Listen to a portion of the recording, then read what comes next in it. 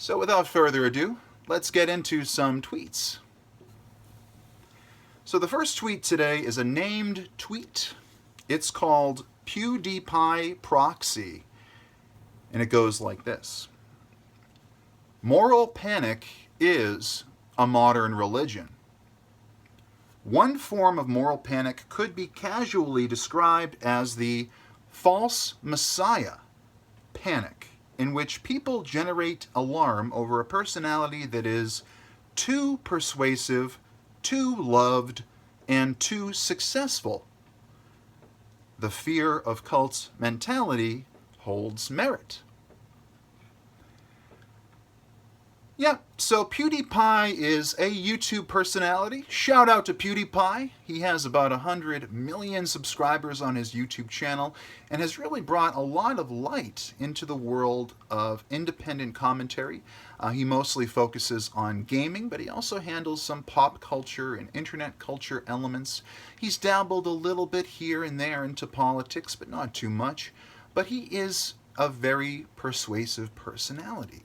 And some people believe that there is a cult of personality around PewDiePie, and they may not be wrong, because when you have a large group of 100 million people subscribed and many millions more that might know him casually through social media or through the news or however they might have any access to information on PewDiePie, yes, when somebody has a strong personality and a very large fan base and a large group is involved in any action and any belief system, you're going to have some good apples, some bad apples, and people in between. And those that take it too seriously and perhaps even allow it to influence their lives in potentially negative ways and, follow this person around. I do call celebrity a modern religion. And I reference people like President Trump and Oprah and Barack Obama, these powerful figures, while PewDiePie is one of the biggest entertainers on the internet. And in that case, of course, there are going to be some people that fall into that modern religion. Even the devoutly secular can put faith over reason and start to follow somebody based on who they are, what their credentials are, and how big or persuasive their personality is. So this fear of cult mentality does hold merit. However, on this channel here, we like to preach individual agency. We don't think about idiocracy mobs and people being hypnotized so much, although we are always being brainwashed. We are always being hypnotized every minute of every day by ourselves and others.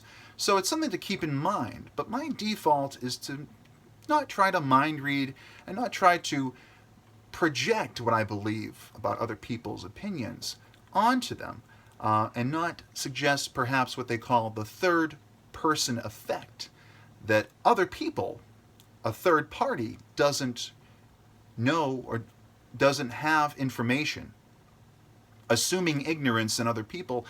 Yes, many times you'll find that that is the virtuous action, just because so often people do fall into echo chamber thinking, or they're willfully ignorant. We all, succumb to that at one point or another, and we have to make sure that our cognitive dissonance muscles are strong and that we can, engage with ideas that seem contrary but may not be, because contradictions, some say, don't even exist, don't really exist. It's just a lack of knowledge and information that would fill in those gaps in logic and rationality.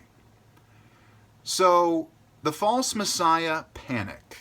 Yes, if somebody does have you watching their content every day or every night and you're receiving the same messaging day after day, no matter what your media sources might be, may it be Fox News, or it could be CNN or MSNBC, maybe it's InfoWars, maybe it's the Young Turks, maybe it's Scott Adams or Secular Talk with Kyle Kalinske, or whatever program you're watching, Razor Fist, or my friend Poopy420, or Jeff Tidwell.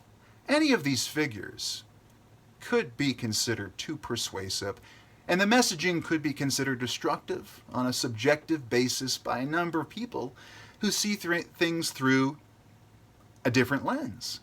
And of course, there may be moral issues with certain people, but again, I'm not one to judge. I'm just here to take it all in and try to describe it to the best of my ability with as little bias as possible, which is admittedly pretty hard, as you might imagine. So, one form of moral panic, a modern religion for postmodern prophets. One form of moral panic could be casually described as the false messiah panic, in which people generate alarm over a personality that is too persuasive. So, persuasion really hasn't been measured. They say that once things are measured, they're easier to regulate. Persuasion has not been measured. But what you've seen over time is that some of the more persuasive personalities have been, well, martyrs of the modern religion of censorship over time.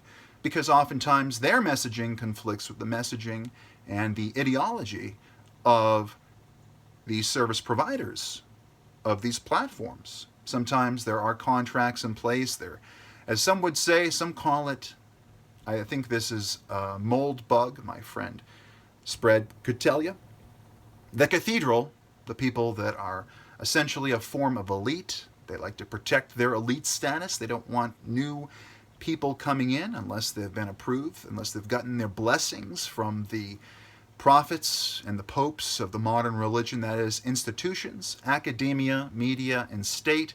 Follow the money, follow the modern religion, and you reach these people that may be sophists, or they may be trying to protect their power in society, their institutional credentials. They might be, I do say seek subject matter experts, but I also believe in what Richard Feynman, the famed physicist, says, that science is the belief in the ignorance of experts. You should go to people that are more acquainted with the material and yet not also put faith over reason. You should try to keep an even-keeled, balanced frame when it comes to these things and not just fall into believing somebody because they have credentials or because they're famous, as with celebrity, or so on and so forth.